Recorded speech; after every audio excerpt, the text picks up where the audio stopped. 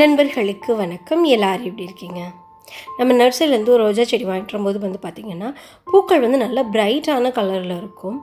கண்களுக்கு பார்க்க ரொம்ப அழகாக இருக்கும். பட் ஒரு மாதத்துக்கு அப்புறம் நம்ம வீட்டில் வச்சதுக்கப்புறம் நம்ம சாயில் சேஞ்ச் பண்ணதுக்கப்புறம் பார்த்திங்கன்னா பூக்களோட கலர் கொஞ்சம் கொஞ்சமாக மங்க ஆரம்பிச்சிடும், டல்லாக ஆரம்பிச்சிடும். அது ஏன், அது என்னெல்லாம் கொடுத்தா நமக்கு திரும்ப பிரைட் கலரில் ரோசஸ் கிடைக்கும் அப்படின்னு தான் அந்த பதிவில் பார்க்க போகிறோம். அதுக்கு முன்னாடி நீங்கள் நம்ம சேனலுக்கு புதுசாக இருந்தீங்க அப்படின்னா சப்ஸ்கிரைப் பண்ணிடுங்க. வீடியோ முழுமையாக பார்த்துட்டு அதுக்கப்புறமா லைக்ஸும் கமெண்ட்ஸும் கொடுங்க. இந்த சாயிலில் பார்த்திங்கன்னா ஆல்கலைன் சாயில், அதுக்கப்புறம் அசிடிக் சாயில் 2 இருக்கும். இப்போ அசிடிக் சாயிலாக இருந்தது அப்படின்னா பூக்கள் நல்ல பிரைட்டான கலர்லேயும் நல்லா பெருசாகவும் பூக்கும். இப்போ இதே தான் செம்பருத்தி இல்லை நிறைய பூச்செடிகளுக்கு அந்த மாதிரி அசிடிக் சாயில் தான் வேணும். அப்போ தான் பூக்கள் நல்ல பிரைட் கலராக இருக்கும். இந்த அசிடிட்டியை கொஞ்சம் நாளடைவில் பார்த்திங்கன்னா சாயிலில் அந்த அசிடிக் லெவல் ரொம்பவே குறைஞ்சி போயிடும். அந்த அசிடிக் லெவலை மெயின்டைன் பண்ணணும் அப்படின்னா வாரம் ஒரு தடவை அந்த சாயிலை அசிடிக் ஆக்குற சில விஷயங்களை நம்ம கொடுத்துக்கிட்டே வரணும்.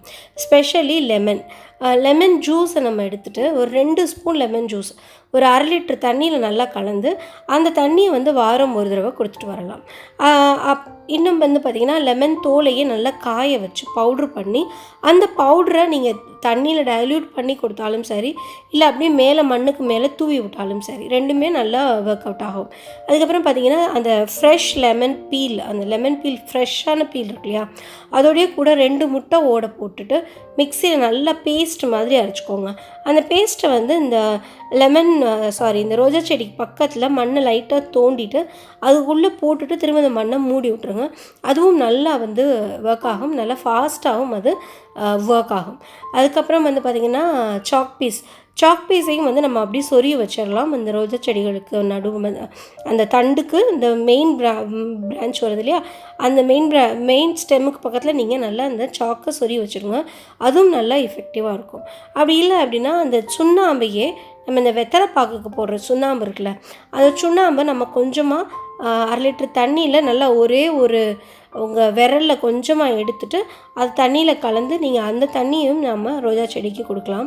அதுக்கப்புறம் வினிகர் ஒரு மூடி, நம்ம வினிகரோட பாட்டிலில் ஒரு மூடி வினிகர் நீங்கள் 1/2 லிட்டர் தண்ணியோடு கலந்து அதை கொடுத்துட்டு வரலாம். இப்போ நான் சொன்னதுலேருந்து பார்த்திங்கன்னா ஏதாவது ஒன்று வாரம் ஒரு தடவை கொடுத்துட்டே வாங்க.